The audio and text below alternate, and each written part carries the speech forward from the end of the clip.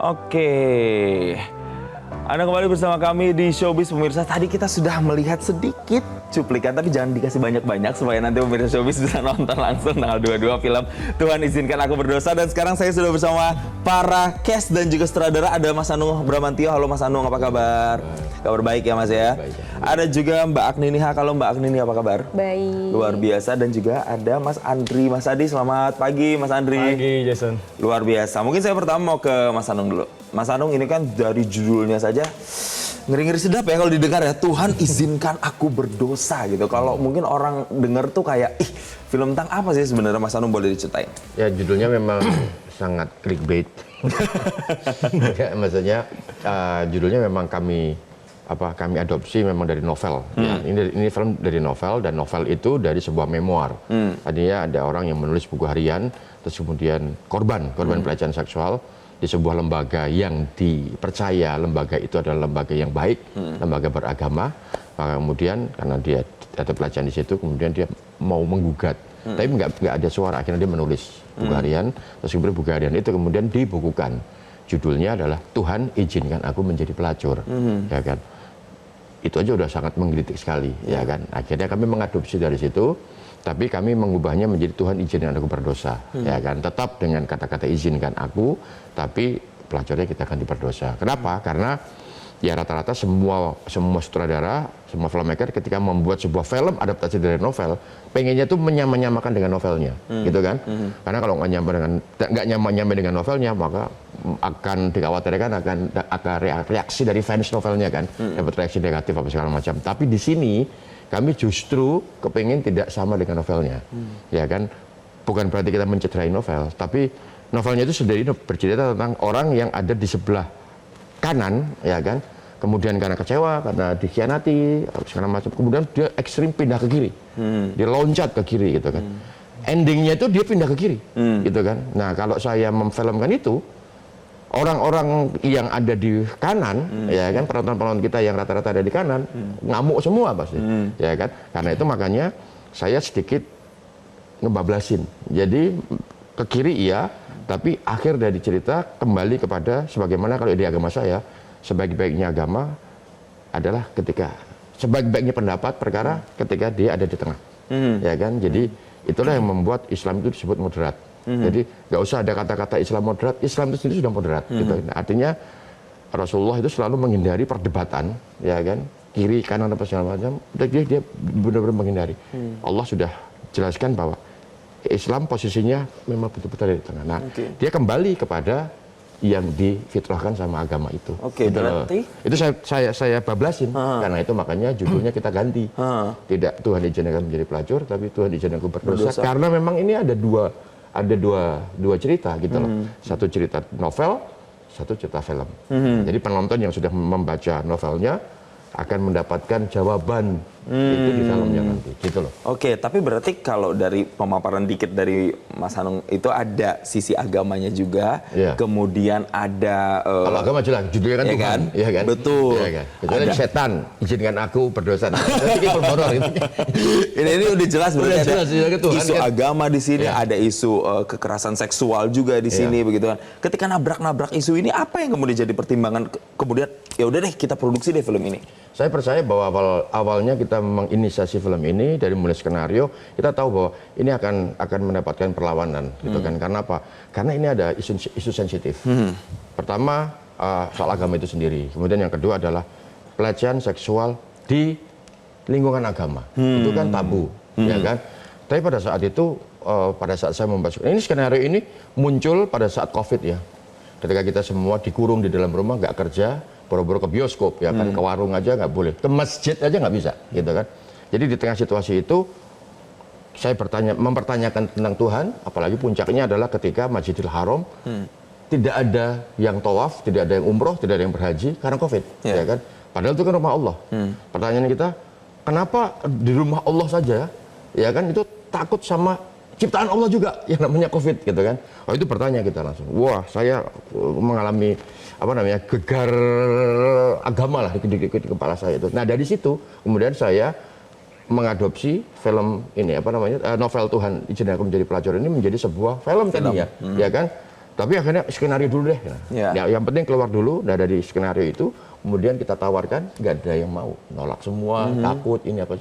Dari situ saya udah tahu bahwa ini memang punya potensi untuk nggak ada yang berani untuk menjalankan ini, nonton ini, memproduksi ini apa. Karena isunya itu ya Mas. Tapi yang penting saya harus membuat film ini karena mungkin ada orang yang membutuhkan film ini untuk speak up gitu kan. Untuk bagi mereka yang pernah mengalami pelecehan seksual dan tidak bisa bicara, tidak berani ngomong atau tidak cukup seolah-olah tidak cukup bukti. Ya. Nah, itu yang paling bahaya itu kan. Orang kena pelecehan tapi nggak ada bukti. Kita tanya buktinya apa? Gitu kan. Bisa menunjukkan nggak CCTV-nya? Nggak mungkin lah kita. Ya mendadak. Karena keterbatasan itu, maka kemudian banyak sekali korban itu nggak bisa speak up. Nggak speak up dan nah, negatif film ya. ini menjadi medium, teman-teman semuanya. Ya, kalau mau merasakan itu, pengen speak up di sini. Tapi bagi mereka yang ada pengalaman itu, kalau nonton didampingin. Ya, betul. Oke, berbicara soal mewakili begitu. Di sini kita ada lihat sosok Agnini Haq yang di trailernya tadi itu menjadi sosok utamanya di situ. Bisa diceritakan, Mbak Agnini ini berperan sebagai apa, mewakili tokoh yang seperti apa sih sebenarnya kalau yang coba digambarkan oleh Mas Anung tadi? Jadi di sini saya berperan sebagai Kiran. Kiran ini adalah mahasiswa yang cerdas, taat beragama, yang ingin mengabdikan hidupnya itu di jalan Tuhan gitu. Tapi terjebak dalam kelompok agama garis keras yang dipimpin sama pemimpin yang zolim. Bukannya dapat ketenangan hati, dia malah terkucilkan karena dia mendapatkan pelecehan seksual dan akhirnya dia menggugat sang kholik. Gitu. Dia kecewa sama sang kholik. Dan kenapa? masyarakatnya tidak mendukung dia. Justru masyarakat itu memanfaatkan dia, semakin melecehkan dia. Gitu. Itu yang kemudian membuat Kiran, kalau kata Mas Anung tadi, berbelok dari aliran kanan menuju ke kiri. Itu yang membuat kecewa, itu. Gitu. Kenapa tempat yang dianggap dia aman justru malah membuat dia sakit. Ketika nyebrang nih ke kiri begitu ya, kalau dalam tanda kutip menyimpang dari jalan agama gitu. Ini kan peran yang luar biasa dan butuh nggak semua orang punya kesempatan untuk memerankan ini. Pada saat datang peran itu, apa tuh waktu itu responnya? Kemudian keluarga bagaimana meresponi perannya sebagai itu gitu? Jujur aku bersyukur banget Mas Anung datang dan menawarkan peran ini yang mungkin akan jarang sekali datang. Dan ini adalah impian aku banget. Aku selalu punya harapan bisa bermain di film yang karakternya itu karakter driven. Dan menurut aku itu bebannya luar biasa. Selain karakternya itu range-nya luas, aku senang banget bisa main di situ karena akan bisa dapat pembelajaran yang banyak lah. Dan kalau buat keluarga sendiri, keluarga aku paham dan keluarga aku mendukung karena ya ini profesionalitas aja, sebatas profesional gitu. Oke, they're fine with it. Jadi semoga nanti perannya benar-benar bisa mewakili begitu ya. Nah, kalau sebelum saya tanya Mas Andri, ada scene-scene juga yang menarik tadi antara keduanya yang di sawah tadi ya kalau nggak salah yang ada kejar-kejaran. Tapi sebelum saya tanya ke sana, pemirsa nanti kami masih akan melanjutkan perbincangan. Saya tadi utang bertanya sama Mas Andri soal perannya apa dan ada scene-scene yang menarik. Ternyata ada cerita lucu di balik film yang agak berat ini. Tapi usai jeda berikut ini tetaplah bersama kami di Showbiz. Anda kembali bersama kami. Sekarang kita lanjutkan lagi perbincangan. Ada Mas Andri juga di sini mengambil peran juga dan bahkan peran-peran esensial juga kalau kita lihat dari trailernya. Ada adegan bareng juga ya sama Mbak Agnini ya. Kalau Mas Andri sendiri perannya sebagai apa sih, boleh ceritain nggak? Saya di sini berperan sebagai Darul. Dia itu teman satu kampusnya Kiran. Dan suka ikut kajian bareng sama Kiran. Oke, teman satu kampus di situ ya. Oke, nah pemirsa Showbiz yang menarik adalah ketika saya tuh lihat searching di sosmed, ada adegan keduanya ini yang juga menarik perhatian. Jadi kalau boleh ditampilkan lagi, ada adegan tuh waktu itu kejar-kejaran ya tadi ya di sawah gitu, habis marah-marahan kayaknya. Habis itu ada telepon, terus teleponnya tuh dibanting dan itu dibantingnya beneran sampai retak gitu katanya. Beneran nggak tuh Mas Andri? Iya, jadi kebetulan waktu itu kita lagi take scene-nya Kiran bareng sama Darul, terus bobot scene-nya tuh lumayan berat karena cukup emosional gitu ya. Terus Mas Anung brief, oke kita latihan dulu gitu, jangan pakai full emosi ya, 50% aja, terus kita latihan lah 50%. Kemudian oke, semua kamera udah set, pemain udah, ya udah. Terus Mas Anung bilang oke nih kita kalau bisa satu take aja biar oke gitu. Jadi kamera cuma stay di situ aja gitu ya, view-nya kita terus belakangnya sawah. Oke, and action, adegannya Kiran dapat telepon dari orang tuanya gitu. Orang tuanya dapat kabar kurang enak lah dari orang tuanya gitu di kampung. Dia telepon, habis ngobrol-ngobrol terus dia ada telepon ngobrol. memuncak lah itu kan emosinya memuncak. Terus dimatiin teleponnya sama dia dibanting tuh karena nggak seneng dapat kabar dari ibunya kan, dibanting. Terus dia langsung lari ke sawah tuh. Lari terus ya Darul lari juga tuh. Gue lari, gue tangkap. Terus udah istighfar terus cut. Oke, nice, kata Mas Anung gitu kan. Terus oke, next scene Mas Anung tuh udah nge-brief kita berdua lagi. Semua orang seneng-seneng, terus ada satu departemen yang lumayan sedih. Shock ya? Lumayan sedih. Karena HP yang dibanting itu adalah punyanya si art departemen itu. HP kru gitu HP ya. Dan itu asli. beneran jadi retak beneran ya. Iya. Tapi itu artinya kan bener-bener full banget emosinya. Iya. Dan itu one take oke. Iya, karena Iya kan? memang Mas Anung percaya banget sama take pertama. Karena itu mungkin emosinya lebih jujur kan gitu ya. Makanya jujur banget sih sampai handphonenya retak. Saking jujurnya gitu ya, saking nggak, karena udah sebagus itu pada saat diambil take pertama. Tapi ada fun fact juga yang saya baca, bahkan Mbak Agnini ini untuk bisa mendalami karakter ini itu sampai belajar ngaji lagi, belajar sholat lagi sama Eyang. Iya. Nah ini nih, coba boleh diceritain nih gimana prosesnya belajar sama Eyang untuk ngaji lagi nih gimana? Jadi aku lumayan aku dapat privilege untuk bisa mendalami peran ini karena emang perannya nggak mudah. Jadi persiapannya lama, 4 bulan aku buat masuk ke sini gitu. Dan Mas Anung bilang sebelum kita mulai reading, udah kamu pulang aja ke kampung, aku asli Semarang gitu, kamu belajar ngaji. Oke, siap. Dan akhirnya aku minta sama Eyangku buat belajar ngaji. Dan ketika Eyang tahu aku mau belajar ngaji lagi, beliau luar biasa seneng banget dan bangga banget sama aku karena film ini. Jadi selain bisa berkesenian di dunia seni peran yang yang karakternya menantang gitu, di satu sisi aku juga bisa dapat hidayah baru lah gitu. Jadi Eyang juga seneng. Jadi dapat dua manfaat, tidak hanya untuk peran tapi untuk secara Iya. personal life juga dapat juga ya gitu ya. Iya. Ini saya mau tanya ke Mas Anung. Apa waktu itu yang terbesit di pikiran Mas Anung untuk meminta Mbak Agnini tuh kamu harus balik deh, sholat lagi, belajar lagi, ngaji. Apa? Oh, ekspektasinya Mas Anung apa sih saat itu waktu itu? Nggak, karena tadi yang saya bilang bahwa ini film dari karakter yang tadinya di kanan, terus kemudian menjadi kiri gitu kan. Ya, kita itu semua, saya terutama, ya teman-teman di film tuh, itu pasti hidupnya di kiri deh, itu kan kanan ke kiri gitu. Tengah ke kiri. Jarang itu ke kanan banget tuh jarang gitu kan. Nah kemudian sebelum saya membuat film ini, saya sendiri juga harus menjadi orang kanan gitu. Dan saya memang berasalnya dari kanan sebetulnya gitu kan. Dari situ maka kemudian saya harus mengajak dia untuk kamu harus merasakan situasi yang ada berada dalam kelompok kanan ini, gitu loh. Yaitu benar-benar orang yang memang tunduk taat banget, ya kan. Kata per kata dari Quran itu harus dijalankan betul kan, begitu kan orang-orang maka disebut redik itu kan, radikal itu kan seperti itu kan. Jadi apa kata ayat itu yang itu dijalankan gitu. Nah sementara kan dia secara emosional, secara pengalaman batin kan tidak pernah berada di sana. Yakin saya nggak pernah berada di sana. Makanya saya bawa, ayo kita ke sana, ya kan, ayo kita ke arah sana, pikiran kamu ke arah situ, gitu loh. Nah dari situ baru kemudian dia ketika sudah bisa merasakan, ya kan, untuk kemudian menjadi kiri itu kan jadi ada apa ya? Ada kehati-hatian, ada ketakutan toh, gitu loh. Kalau orang biasa berada di jalur kita aja kalau mobil di Indonesia kanan toh ya, Iya. kanan toh. Tiba-tiba kalau di Eropa kan kiri kan, ya kan jalur kiri itu kan, wah gimana ya, masih ada gitunya kan, karena kita terbiasa di kanan gitu loh. Nah saya maunya begitu. Nah kalau orang terbiasa udah di kiri, kemudian ketika dia menggugat, ya Tuhan izinkan aku berdosa, kan menjadi kiri kan, aku berdosa, itu mah gampang banget. Gitu kan, tapi harus dibawa ke kanan dulu nih. Itu yang susah ya. Nah, sehingga ketika mau ngomong soal Tuhan izinkan aku menjadi kiri, itu kayak ini tuh patah sekali gitu.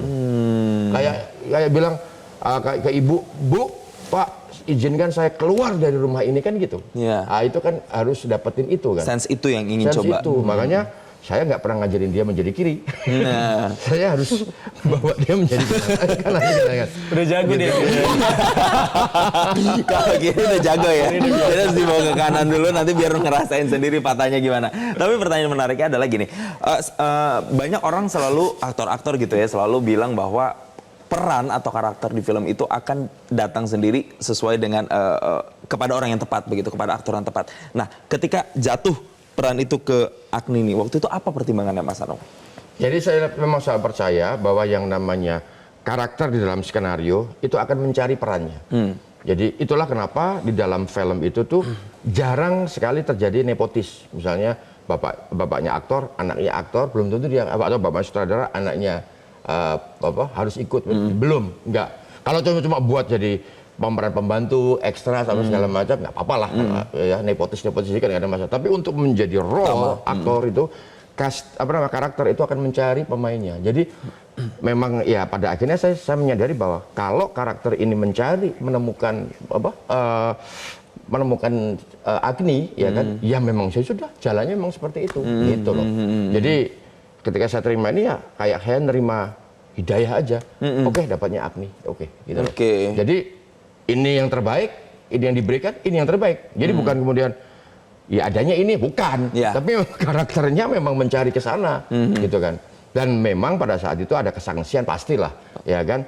Tapi saya selalu percaya bahwa ketika ada orang yang diberikan tantangan, itu kan, dan dia menanggapi merasa wah passionate banget, saya lebih suka bekerja dengan orang seperti itu daripada orang yang sudah punya nama besar, ya kan, followernya berjibun-jibun begitu, tapi nggak excited sama nggak driven gitu ya. Driven, saya nggak, mendingan nggak. Ini saking drivennya, bahkan saya baca juga ini berdua nih, Mas Andri sama Mbak Agni bahkan sampai ikut kajian juga. Ini ikut kajiannya bareng atau terpisah masing-masing atau gimana Mbak Agni? Waktu itu kita bareng ya. Iya bareng di masjid di salah satu tempat lah di Jakarta. Tapi kan emang kalau di masjid itu kalau ikut kajian kan terpisah ya tempatnya cewek dan cowok. Cuma kita sebelum reading itu, karena kita readingnya mulai malam kan ya, kita workshop dan reading mulai malam karena waktu itu lagi bulan puasa. Jadi sebelumnya kita ini dulu menimba ilmu dulu. Terus diajak juga ke, emang ada santri yang begitu juga kan? Iya, terus juga riset sama santri-santri gitu. Terus seru banget deh habis mulai kajian gitu, kita mulai reading, dan saking keseruannya banget, kita tuh beres reading kayak jam 2 sampai jam 3 pagi. Ingat nggak Mas? Ya. Tapi aku ngelakuin itu ya udah seneng aja gitu ngelakuin, kayak aku sesemangat itu sama project ini gitu. Iya. Ketika ikut kajian terus ngobrol sama santri-santri juga sampai pagi bahkan itu, apa sih yang sebenarnya digali sama Agni ini biar makin menjiwai begitu perannya? Apa ya, aku pengen banget jujur ngerasain ada di sepatu para santri itu gitu, kedisiplinannya, terus bagaimana dia taatnya dan semencintai Tuhannya, itu sih nilai itu, pola pikirnya. Itunya yang pengen digali. Tapi Tapi kalau mencintai Tuhan kan kita pasti mencintai Tuhan kan. Tapi pola pikir, cara mereka mencintai Tuhan, nah itu yang kepingin kita itu. Tapi kan Mbak Agni ini di sini kan berperannya dari yang tadinya taat agama, kemudian kan nyebrangnya jauh banget gitu ya kan, dalam tanda kutip menjadi gadis yang menjual tubuhnya gitu. Nah ketika mencari sisi keagamaannya dapat dari anak-anak santri dan juga ikut kajian, tapi ketika mencoba meriset untuk menjadi wanita menjajalkan tubuhnya, nah apa yang dilakukan waktu itu? Apakah cuma riset dari bacaan doang atau nonton-nonton film yang pernah ada atau gimana? Iya, riset dari bacaannya, terus kayak memahami scene-nya yang mau disampaikan apa gitu, terus juga belajar sama Mas Andri, sama senior-senior deh. Belajar tapi Gitu. maksudnya apa tuh? Gitu, ya banyak nonton sih, cuman nggak terbayang sih scene-nya akan diambilnya gimana ya, tapi ya emang mau jujur aja sih gitu, dan dia sebenarnya melakukan itu juga karena ingin menantang dan istilahnya kayak caper lah sama Tuhan, yang ingin membuka topeng-topeng orang yang munafik di balik agama lah gitu, yang mengatasnamakan agama lah gitu. Nah ini nih kita udah mulai masuk ke inti dari film ini, ada kemudian orang-orang yang berlindung begitu di balik topeng keagamaan, topeng kebaikan, tapi justru di belakangnya ada sejumlah kemunafikan tadi dibilangnya. Tapi sebelum kita membahas itu, pemirsa, ada satu informasi lagi dari TPJS berikut ini yang menarik untuk Anda saksikan. Ini dia. Kita kembali membahas, pemirsa, tentang film yang nanti bisa Anda saksikan tanggal 22, yaitu Tuhan Izinkan Aku Berdosa. Saya mau ke Mas Anung. Tadi udah disinggung dikit tuh sebenarnya Mbak Agni, bahwa inti ceritanya tuh ada juga berbalut bagaimana orang-orang yang berlindung di balik topeng keagamaan, topeng kebaikan, justru menyimpan kemunafikan, Mas. Jadi itu yang nantinya akan coba dibuktikan dalam tanda kutip di film ini. Jadi memang film ini kita sedang berbicara tentang orang-orang munafik ya. Jadi kalau ada yang orang-orang munafik yang sebetulnya mereka itu pengecut, ya kan? Tapi untuk menutupi kepengecutannya itu, dia berlindung menggunakan baju yang paling membuat orang-orang itu convincing, meyakini bahwa baju itu tuh keren, baju itu tuh baik, baju itu tuh suci gitu loh. Yaitu apa? Agama, ya kan. Maka kemudian ada istilah kan, kalau kamu kepengen menipu masyarakat, maka bungkuslah kebusukan itu dengan baju agama.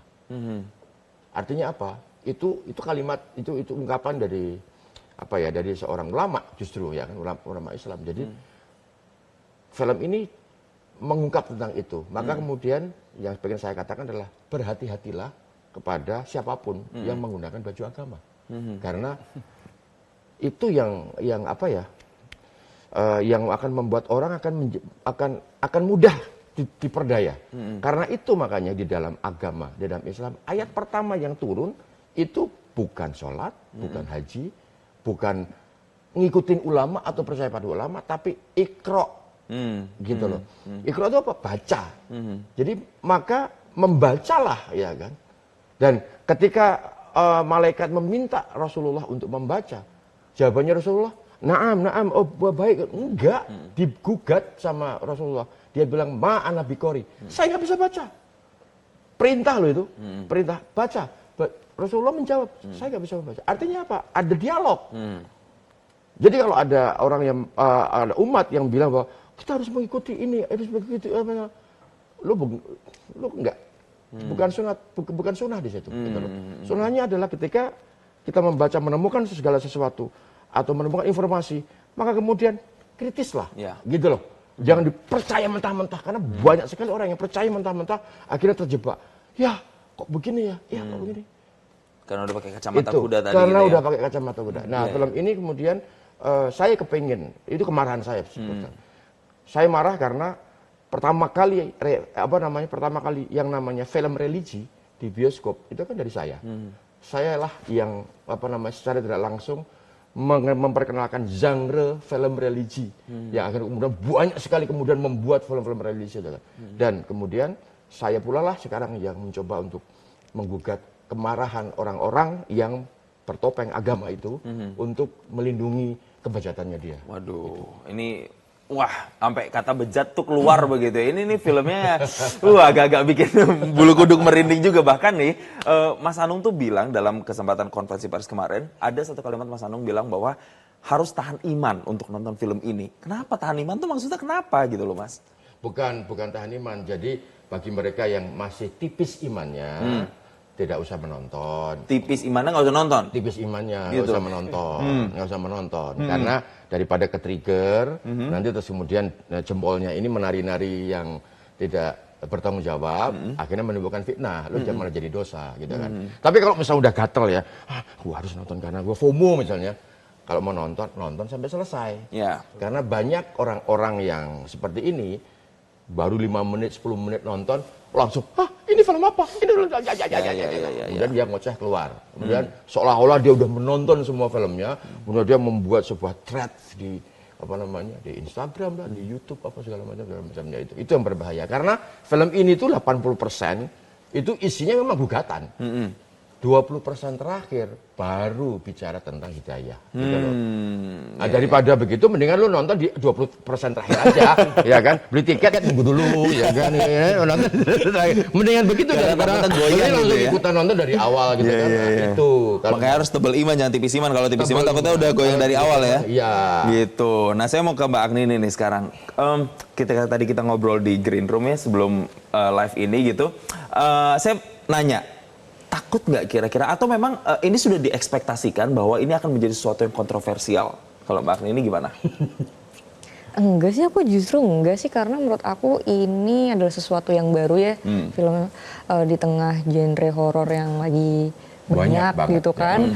Terus ini mempunyai pandangan terbuka gitu ya sama isu terhadap perempuan dan agama. Dan menurut aku ini bagus untuk jadi tontonan justru, gitu. Sepakat Mas Andri dengan apa yang disampaikan Mbak Agni ini, artinya ketika ini nanti kontroversial begitu, tapi ternyata ada pesan kuat juga sebenarnya yang diwakilkan di film ini. Sepakat. Kalau masalah kontroversialnya itu sebenarnya bukan ranah kita, maksudnya bukan urusan kita, itu kan tergantung orang yang menonton ya reaksi. Cuman kalau saya sepakat tentang pesannya yang disampaikan oleh Mas Hanung lewat Kiran tentang Agni dan semua pemain yang lain juga, bahwa ini adalah kita mungkin bagian dari orang-orang yang tidak mampu atau tidak berani bersuara, dan ini kita suarakan lewat sebuah film gitu, dan itu juga yang bikin saya ambil proyek ini gitu. Nah ini yang mau saya tanyakan, kalau tadi udah dari segi pemainnya, kalau dari segi sutradaranya, apakah memang ini sudah disiapkan begitu untuk menjadi sesuatu yang kontroversial, atau sebenarnya ya nggak expect kalau nanti apakah ini akan kontroversial atau tidak? Tapi jangan dijawab dulu Mas Anung, karena ada informasi yang menarik berikut ini. Sekarang saya mau tanya nih ke Mas Anung, kalau nanti setelah tayang film ini kemudian, karena isunya sensitif ya, balik lagi ya, jadi kontroversial, udah siapkah dengan itu, atau memang sudah sengaja untuk digiring nantinya, oh ini harus jadi kontroversial gitu, atau gimana Mas? Enggak, pada saat saya memilih tema ini pun, tema ya, maksudnya tentang isu pelecehan seksual di komunitas agama gitu kan, itu aja sudah, wah ini memang sensitif gitu kan, karena tidak ada yang berani mengungkap, apalagi di film. Hanya ranah sastra saja yang berani, ya kan, yang banyak sekali mengungkap seperti itu. Tapi itu pun pertama kali ketika Tuhan izinkan aku menjadi pelacur novel ya, novel itu kemudian dirilis, umurnya hanya 1 bulan. 1 bulan habis itu kemudian hujat awas menjadi musuh masyarakat kota Jogja pada saat itu, gitu kan. Artinya ya memang isu-isu soal pelecehan seksual di kalangan komunitas agama itu memang orang nggak mau mengungkapnya. Ini yang berbahaya gitu buat saya, ini yang berbahaya. Kenapa nggak mau diungkap gitu loh? Butuh keberanian toh untuk melakukan itu. Nah, ya udah saya mengambil peran itu deh gitu loh. Karena mau siapa lagi gitu loh. Jadi di film ini mengungkap kemarahan dalam tanda kutip seorang Hanung Bramantyo. Iya, gitu. saya marah karena itu terjadi di lingkungan orang paling suci. Bayangin anak saya, nggak mungkin kan saya ajarin tentang agama karena saya takut kalau itu salah. Ya saya kasih ke sebuah lembaga agama dong, yang memang berkewajiban, bertugas, bertanggung jawab untuk ngajarin anak saya. Bayangin ketika saya udah percaya sama lembaga itu, tiba di situ dilecehkan sama kiainya, bagaimana? Ya. Gitu loh, ya kan? Terus akhirnya kemudian orang jadi takut dengan lembaga agama. Itu yang membuat saya marah, gitu loh.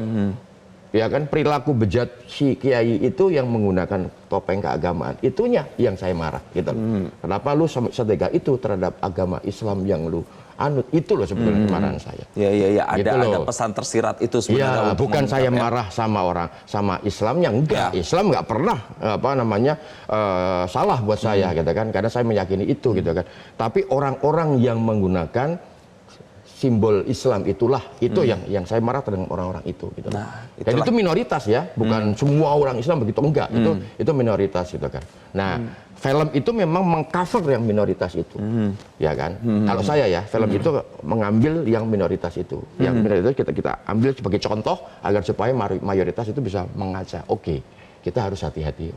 Poinnya itu, saya memberikan warning kehati-hatian. Iya. Ini adalah closing statement yang menarik menurut saya, karena tadi Mas Anung bilang bukan membenci Islamnya, bukan menjelek-jelekan Islamnya, tapi lebih kepada mengungkap tabir kemunafikan, kebejatan orang-orang yang selalu, orang-orang ya sekali lagi, dan oknum mungkin ya, yang kemudian ini tuh berlindung di balik topeng agama dan juga jubah-jubah keagamaan. Nanti kita bisa saksikan di tanggal 22 Mei, Tuhan izinkan aku berdosa. Sukses sekali lagi Mas Anung filmnya. Sukses Mbak Agni, semoga diterima perannya oleh masyarakat, dan juga Mas Andri, semoga ini menjadi warning ya, wake up call ya untuk kita, supaya nantinya apa yang disuarakan tadi bisa masuk ke masyarakat dan membawa perubahan untuk dunia pendidikan, keagamaan kita, untuk Indonesia yang lebih baik tentunya. Jadi pemirsa Showbiz, inilah akhir dari sesi dialog kita di Showbiz Special di hari ini. Jangan lupa untuk saksikan lagi Showbiz minggu depan di jam yang sama di pukul 8.05 waktu Indonesia Barat. Mewakili rekan-rekan yang bertugas, saya Jason Sambo pamit undur diri. Terima kasih dan